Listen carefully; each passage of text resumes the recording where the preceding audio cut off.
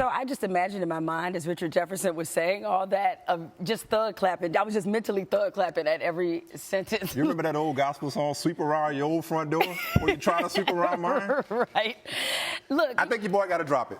You got to let it go? LIG it? I think Richard Jefferson just successfully did something that nobody has done before, which is shut Draymond Green down.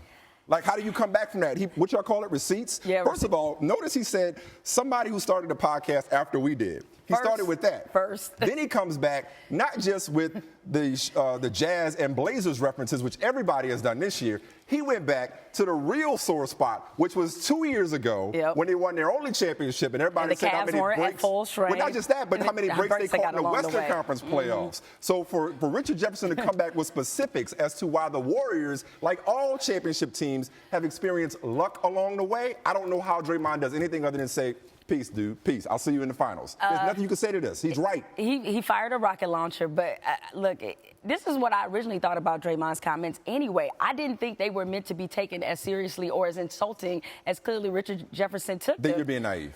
What? I didn't think he was trying to throw a shot at the Cavs. An opportunity to be petty. To discredit the other one.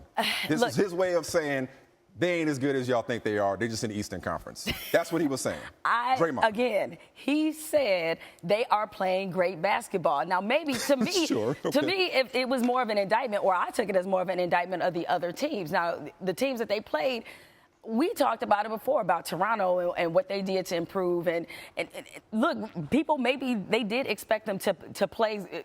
To put it like this, I'm just as surprised as anybody that the Cavs are undefeated at this point. Yeah, you remember that talk about how they were going to have a rough time? Exactly. I remember, and how the Cavs were playing and coming into the playoffs. So I think really, if anybody should be offended, it's really the other teams, not really the Cavs. Okay, so why? Because guess what? The quote Eastern competition being weak is not a new argument. So why did Richard Jefferson feel the need to respond? Why did you even say don't come for him? Don't come for them unless it's because he was clearly trying to send a message. Like, obviously, all right. When you hit him with the podcast jab and then go on to detail all the ways in which they have benefited from other people's disadvantages, clearly Richard Jefferson was very clear in his intent. With all due respect to Spurs, Rockets, Wizards, Celtics, can we hurry up? Let's go! Can we hurry up? Let's go!